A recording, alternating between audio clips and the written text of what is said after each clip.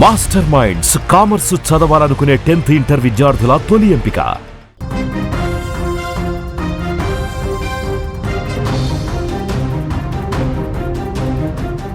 విధాత రాసిన రాత ఎంత విచిత్రంగా ఉంటుందో చెప్పలేం, కానీ అది కొన్నిసార్లు ఊహించని విషాదాన్ని మిగుల్చుతుంది.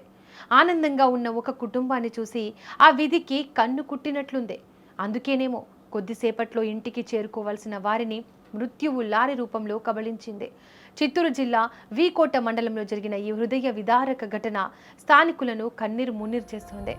ఒకే కుటుంబానికి చెందిన 3 వ్యక్తులు ప్రాణాలు కోల్పోవడంతో ఆ గ్రామంలోని ఇళ్లన్నీ మూగబోయాయి. వీకోట మండలం ఎడగుర్కి గ్రామానికి చెందిన సుబ్రహ్మణ్యం కుమార్తె సరస్వతికి బైరెడ్డిపల్లె మండలం చింతలగుంటకు చెందిన హేమచంద్రతో వివాహం జరిగింది. వీరికి 2 సంతానం. పచ్చని పందిరి లాంటి ఆ కుటుంబం ఎంతో సంతోషంగా సాగిపోతోంది. ఈ క్రమంలోనే హేమచంద్ర తన భార్య సరస్వతి మరియు 10 ఏళ్ల కుమార్తె లలితతో కలిసి ద్విచక్ర వాహనంపై చింతలగుంట నుంచి ఎడగురికి గ్రామానికి బయలుదేరాడు. దారి పొడవునా కబుర్లు చెప్పుకుంటూ త్వరలోనే గమ్యాన్ని చేరుకుంటామని భావించిన ఆ 3 కాలం వంచింది. వీరు ప్రయాణిస్తున్న బైక్ వీకోట మండల పరిధిలోని కొమ్మరమడుగు గ్రామం సమీపంలోకి రాగానే ఎదురుగా అతివేగంతో దూసుకొచ్చిన ఒక లారీ వీరి వాహనాన్ని బలంగా ఢీకొట్టింది. ఈ ప్రమాదం ఎంత బీభత్సంగా జరిగిందంటే బైక్ ఒక్కసారిగా నుజ్జైంది. వాహనంపై ఉన్న సరస్వతి అక్కడికక్కడే ప్రాణాలు విడిచింది.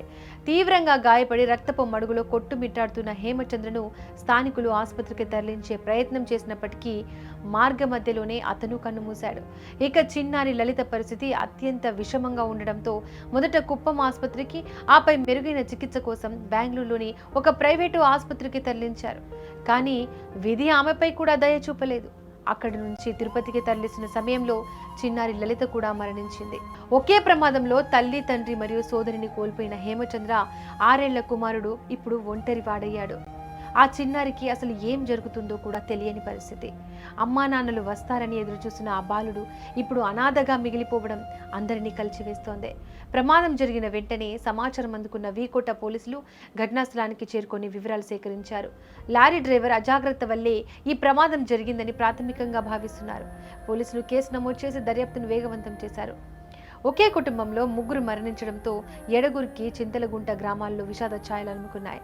ప్రయాణాల్లో కొంచెం అజాగ్రత్తగా ఉన్నా కూడా ఎదుటి వారి తప్పు వల్ల ఇలాంటి ఘోరాలు జరుగుతూనే ఉన్నాయనడానికి ఈ ఘటనే నిదర్శనం.